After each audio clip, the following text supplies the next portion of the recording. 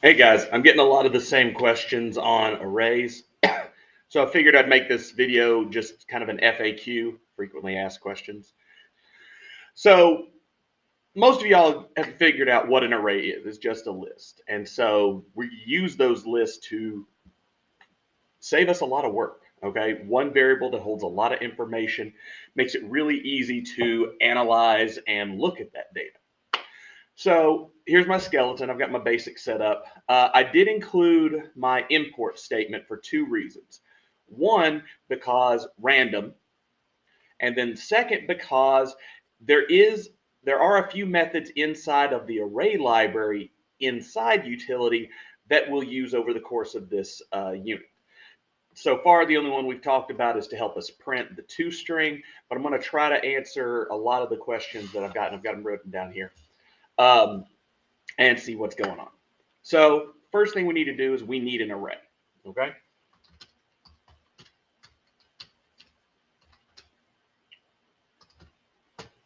And we'll call it 35. Nice, decent number. There's plenty of stuff going on. I've got my data type. I've got my variable name. I've got my symbols, new command. And so this generates an empty array. And we're being specific, integer array, and everything inside is 0. Okay, there we go. Now, random, some of you have forgotten, is really cool because we just have to decide what we want to show, and that pops in. So I've gone ahead and declared my random object, my favorite, RNG. And so in order to populate the array, I just need to run it through a loop. And that loop is the same loop we'll use over and over and over again. Okay? So I grab a variable. We'll go A this time. I start at 0 because that's where indexes start. And then A is less than. Okay? Less than the length without a parenthesis pair because this is not a method. It's a property. And then A plus plus. That is our very general purpose, full use array loop, okay? Variables can be whatever you want. The name of the array will change over and over again, but the design itself is always that way, all right? Now to access the individual elements, I have to use my index in conjunction with my array. So I take my array name, I grab my square brackets, and I toss my variable inside there. So I'm accessing each block one at a time, each element, excuse me.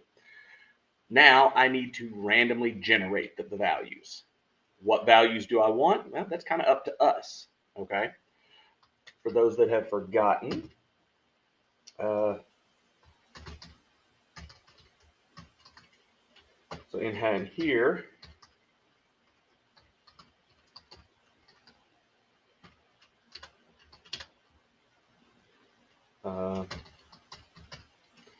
there's the formula, okay? I take the range of values, greatest minus smallest, and then I add outside of the method whatever my minimum value is. So if I wanted like 1 to 10, that'd be a range of, 10 values, but I'd shift everything up plus 1, okay? We'll keep it interesting today, so we'll just say 1 to 100, okay? So rng.nextInt 100. At this point, this would give us 0 to 99, but we're going to shift everything up. So now we've got 1 through 100, okay? And I just let that run, okay?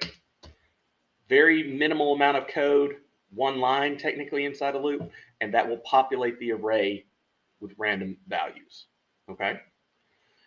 So how do I look at those values? Well, there's several different ways, okay? Let's put it through the old, okay? Now, first thing I want to show you is the bad way. But I have a feeling that several of y'all will do this on accident, if nothing else. So I just want to explain what's going on. you can't print an entire array on its own, usually. This gobbledygook is a memory location, somewhere in the bowels of your computer's memory blocks, and that gives us no information, okay? Because every time I run this, I'm liable to get something completely different, okay? So I need to be able to see the loop. Now, we did have the exception when we did Array of Hope that char arrays will print out, okay? But most of the time you won't. You'll get some of this stuff that makes no sense. That's fine, okay? There are workarounds, all right? Easiest one, and it allows you to customize quite a bit, is to just reuse that same array, okay? So this is the bad way. I'm just going to get rid of that. All right. So this one is manual printing. Okay, because we're printing each square one, or each element, I keep saying squares, one after the other, and then doing any kind of modifications we need to it. So I have my print statement, and then in front of it, just like filling my array, populating it, I do the same thing here. Then I concatenate with whatever kind of separating things I want. Usual, it'll be a comma and a space, and I'm going to take the LN off so that it stays on the same line, okay? Afterward, I'll do the trick I showed y'all before. Ready to hit that. I just backspace and take off the, actually here, I'll show you. This is an FAQ anyway. So if I do it this way, it will print my values, okay? Notice everything is 0 to 100. But I've got this hanging comma down at the end, okay? So that's what this is. This is one of our old tricks. The exception handler B is backspace. So as long as I haven't gone to the next line, I can take back 2 characters, these 2, at the very end. And so now when I run it, I'll get a fresh set of random variables, or values, excuse me. And then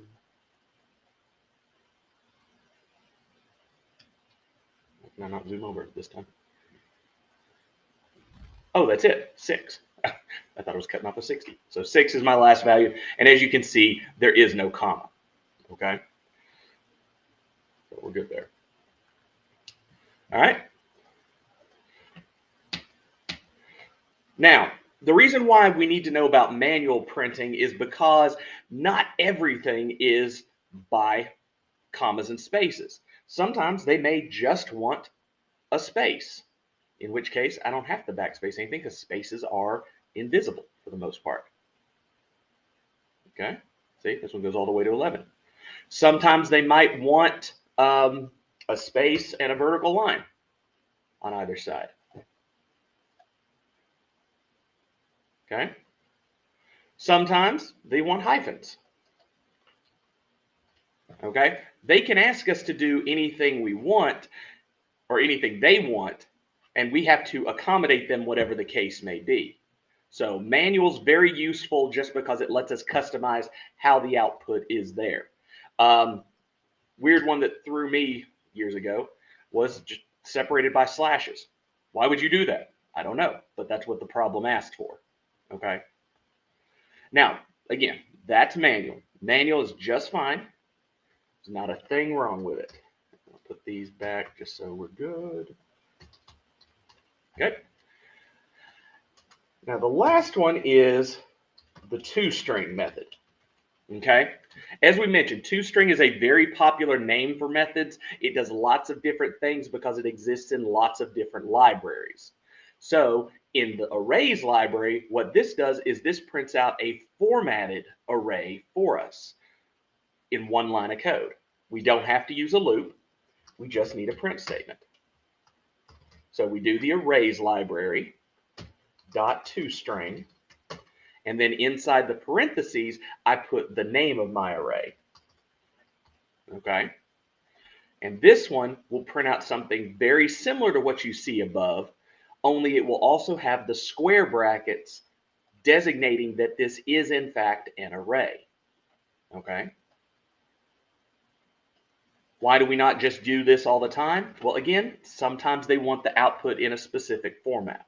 So if they just want to see or print the array and they don't give you any kind of specific instructions, yeah, go ahead and use toString, okay?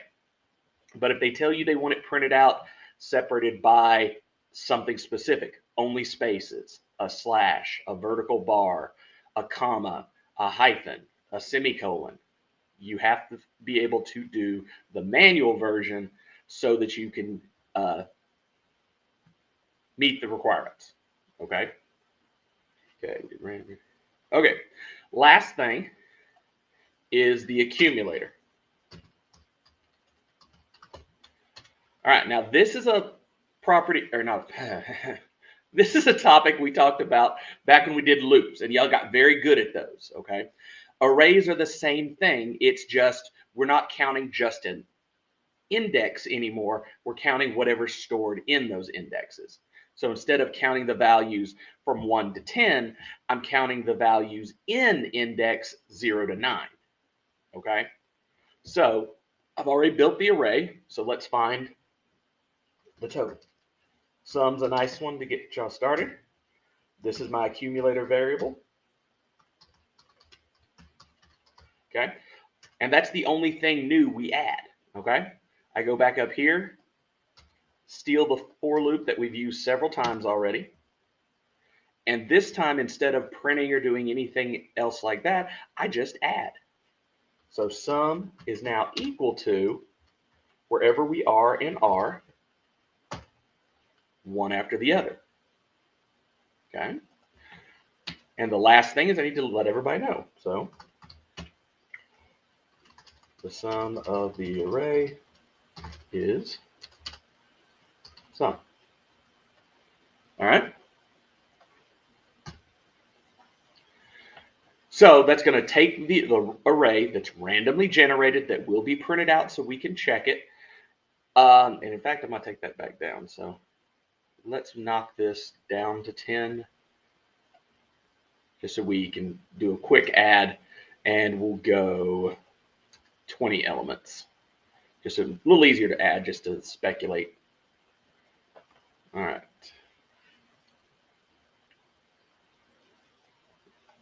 So 2, 3, 7, 6, 4, 5, 1, 6, 7, 9, 2, 10, 5, 3, 1, 8, 7, 3, 6, 7. You can add that up if you wish, but our accumulator says that equals 102. Okay. So that's the first collection of FAQs. If you guys have more, let me know. I can throw out another video like this, but hope y'all enjoy y'all's long weekend and have a good day.